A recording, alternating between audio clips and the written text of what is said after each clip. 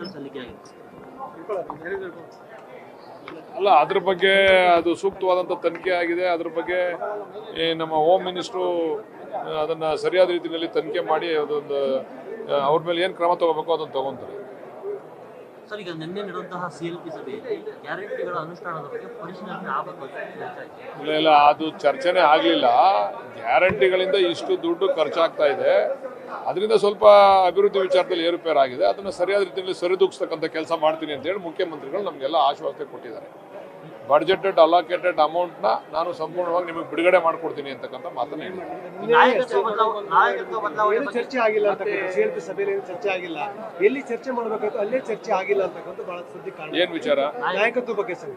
ಇಲ್ಲ, ನಾಯಕತ್ವದ ಈಗ ಅಪ್ರಸ್ತುತ. ಅದು ನಾಯಕತ್ವದ ವಿಚಾರ ಈಗ ಯಾಕೆ ಚರ್ಚೆ ಮಾಡ್ತಾರೆ? ಈಗ ಚರ್ಚೆ ಮಾಡ್ತಕ್ಕಂಥದ್ದು ಅಪ್ರಸ್ತುತ. ಹೈಕಮಾಂಡ್ ಅದ್ರ ಬಗ್ಗೆ ಆಲೋಚನೆ ಮಾಡ್ತಾ ಇದೆ, ಅದು ತೀರ್ಮಾನ ತೆಗೆದುಕೊಳ್ತಾರೆ. ಹೊರಗಡೆ ರಿಯಾಕ್ಷನ್ ಬರ್ತಿದೆಯಲ್ಲ, ಎಲ್ಲಿ ಚರ್ಚೆ ಶಾಸಕರ ಪಕ್ಷ ಚರ್ಚೆ ಮಾಡಬೇಕೈತೆ MLA ಗಳು, ಅಲ್ಲಿ ಚರ್ಚೆ ಮಾಡಲ್ಲ. ಬದಲಾಗಿ ಹೊರಗಡೆ ಲೀಡರ್ಶಿಪ್ನ ಚರ್ಚೆ ಮಾಡ್ತಕ್ಕಂಥ ಅಧಿಕಾರ ನಮ್ಗಿಲ್ಲ.